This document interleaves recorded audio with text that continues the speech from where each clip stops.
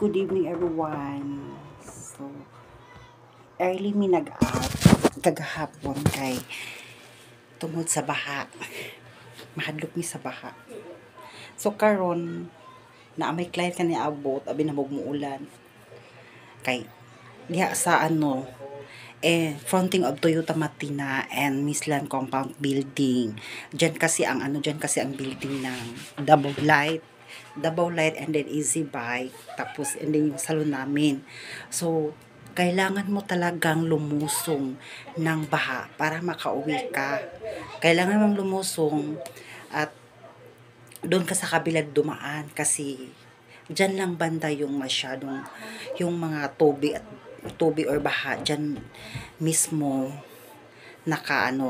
dyan lang hindi siya makalabas ewan ko kung bakit. So kanina yung client namin na isang doktor, sabi niya delikado daw kami sa leptospirosis, which is totoo naman, nakakatakot din. So hindi pa naman, parang 2 beses ito nangyari. So ang advice niya is hugasan namin yung paa namin kung hanggang saan ba yung umaabot yung tubig ng baha.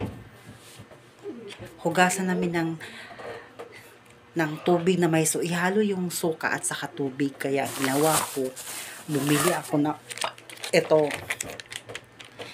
ihalo mo sa pwede din maligam-ligam na tubig dahil para maalis yung bacteria kasi delikado. Front po kami sa sakit na leptospirosis kasi every time na magbaha dyan, wala kami ibang daanan kasi yung part na pag ganon at saka ganyan malalim masyado.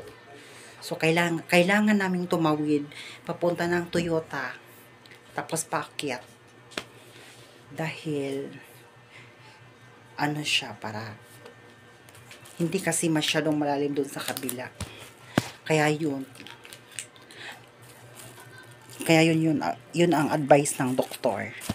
So nagbigay siya ng gamot, hindi pangalan ng gamot, and then nagpunta ako sa pharmacist, pero need pa talaga siya ng reseta.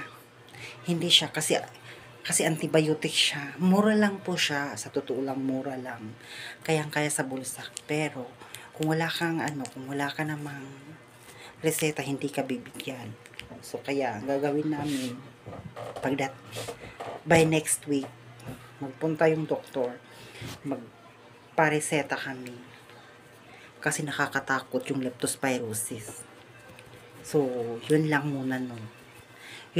muna yung update ko for today's video. Sorry mga karis, minsan lang ako makapag video kasi minsan walang load. Hindi kasi free wifi ang Pilipinas, hindi siya free wifi. Pero kung sasabihin nating free corrupt, yan marami.